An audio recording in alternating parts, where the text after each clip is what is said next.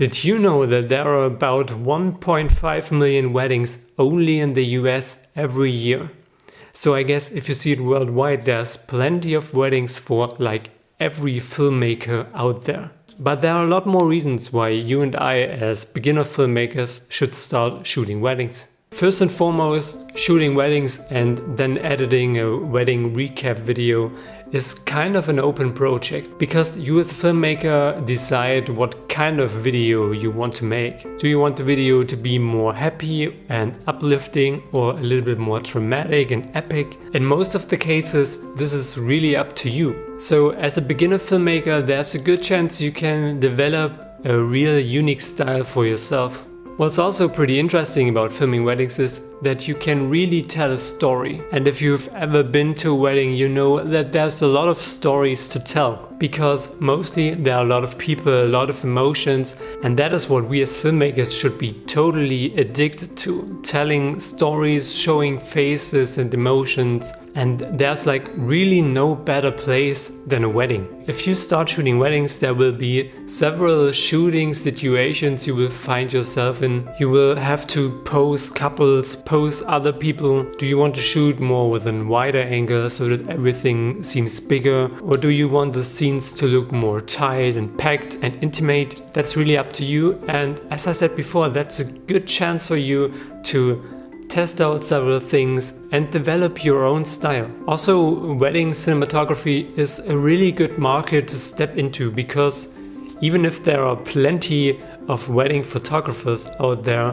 there are by far not as many wedding filmmakers. So there's a really good chance that if you do your thing and you're good at what you're doing, you could really make a living only from wedding cinematography. Because building up a good reputation in this business should be fairly easy, since the final products will be kind of eye-pleasing and people are more likely to share those things on social media, and so it can be really easy for you to get other people to know you. So if you have a little bit of experience with cameras and editing, filmmaking in general, try out wedding filmmaking. I think even though the shooting itself can be really hard and it's really time intensive, but it's worth it. You make people happy. Also, people planning a wedding are more likely to spend some extra money on something like filmmaking or photography. So my advice is try it out. And if you now ask yourself, okay, but how should people getting married find me and contact me? Here's the one thing I did this summer, because I even wanted to start out with wedding filmmaking, but other things got in the way, so I kind of pushed this forward to spring next year. So just go on social media like Facebook or Instagram and publish a post like, "I'm up for wedding filmmaking now, hit me up if you have a job." Link your YouTube account or your online portfolio.